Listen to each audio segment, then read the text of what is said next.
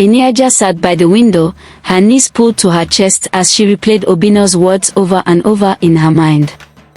Before a marriage is consummated, the bride she must lie with the head of the family first.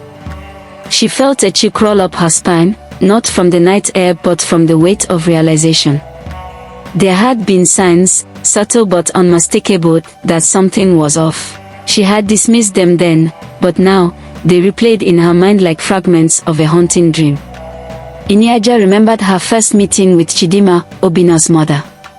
Beneath the woman's warm embrace and kind words, there had been an unmistakable tension, as though she were welcoming a lamb to the slaughter. "You are strong, my daughter," Chidinma had whispered during one of their private conversations. "And strength will carry you through anything." Eneojor had smiled then, assuming the words were just part of the usual advice given to new brides. But now, they felt loaded with meaning.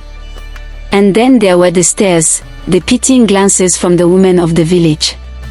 She had dismissed them as curiosity, but in hindsight, they had been filled with quiet sorrow. The two women she overheard by the stream came back to her as well. She doesn't know yet. All these signs, layered with meaning, had been there all along. But Eneojor had been too blinded by love and excitement to see them for what they truly were. Eneojor's thoughts were interrupted by the sound of footsteps outside her door. She froze, her breath catching as the footsteps grew louder and stopped just outside. "Eneojor," a voice called softly. It was Chidinma. Eneojor hesitated before opening the door. Chidinma stepped inside, closing the door behind her. Her face was pale, her hands trembling as she clasped them together. "Why are you here?" Eneojor asked, her voice laced with suspicion. "I came to warn you," Chidinma said, her voice barely above a whisper. "My husband will not relent. He will demand that the ritual be performed. You must be ready." "Ready?" Eneojor's voice cracked with emotion. "How can I be ready for something so vile? How did you let this happen to your own son?" Chidinma's eyes filled with tears. "Do you think I had a choice? This tradition has existed for generations. I tried to fight it once, many years ago, but," she paused, her voice breaking. "But what?" Eneojor pressed. Chidinma hesitated, then spoke, her voice trembling. "When I married I refused the ritual. I was punished. They said the ancestors cursed me, and I lost my first child as a result." Eneojor stared at her, horrified. "You think that was a curse? That was a coincidence?" "Perhaps," Chidinma said, wiping her tears. "But fear is a powerful thing, my daughter. It binds us more tightly than chains." Eneojor shook her head, her resolve hardening. "Fear will not bind me. I will not let this happen." After Chidinma left, Eneojor knew she couldn't wait for Obinna to find a solution. She would have to take matters into her own hands. Her mind raced as she thought about the days ahead. The ritual would not take place until after the official family feast, which gave her a small window of time to act. She needed allies, people who would stand with her against this barbaric tradition. But who could she trust in a village so deeply entrenched in its customs? As she stared out into the darkness, her thoughts returned to the women by the stream. Perhaps they knew more than they had let on. Perhaps they, too, had suffered under this oppressive tradition. Eneojor rose from her seat, determination replacing the fear that had gripped her earlier. She would find those women. She would uncover the truth behind this ritual and use it to dismantle the very foundation of this cruel practice. But as she stepped out into the night, a shadow moved in the corner of her vision. She turned sharply, her heart pounding, but saw nothing. The village was silent, yet she couldn't shake the feeling that she was being watched. The night air was thick with tension as Eneojor crept through the village, her steps light and deliberate. The moon hung low, casting faint beams of light that barely illuminated her path. She made her way toward the outskirts, where she had seen the two women from the stream earlier that week. Her thoughts were a whirlwind of fear, anger, and determination.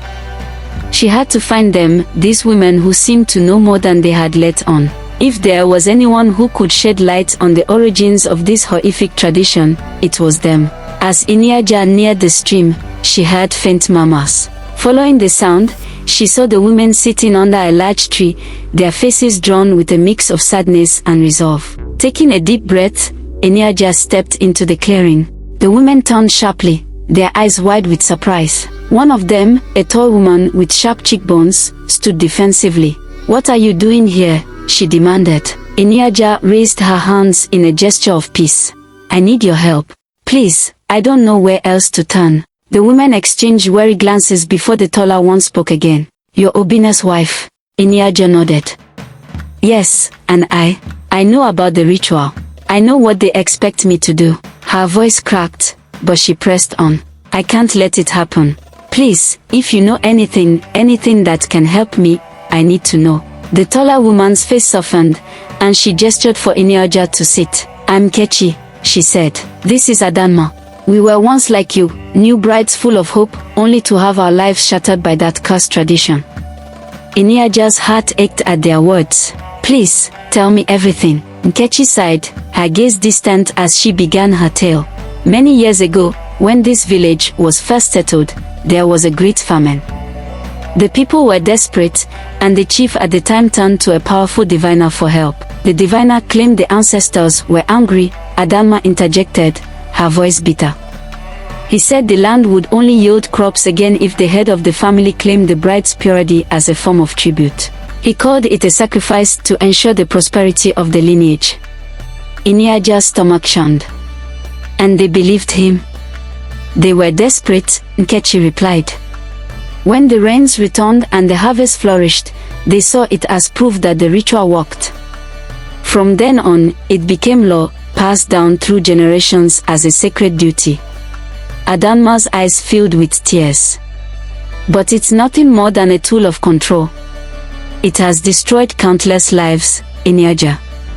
Women like us, we were forced, and our spirits were broken. Some never recovered. Others were cast aside when they could no longer bear the weight of their shame." Eneojor's chest tightened. "And no one has ever tried to stop it?" Nkechi shook her head. "Some have tried, but the fear of the ancestors' wrath keeps most people silent. Those who resist are ostracized, or worse." "But you're still here," Eneojor said, her voice steady despite the lump in her throat. "You survived. And now, I need you to help me fight this." The women fell silent, their faces shadowed with hesitation. Eneojor leaned forward, her voice urgent. "If we don't stand together, this will never end. More women will suffer, more lives will be destroyed. We have to do something." Adanma wiped her tears and looked at Nkechi. "She's right. We can't let this continue." Nkechi hesitated, then nodded slowly. "There's a way, but it won't be easy." "What way?" Eneojor asked, hope flickering in her chest.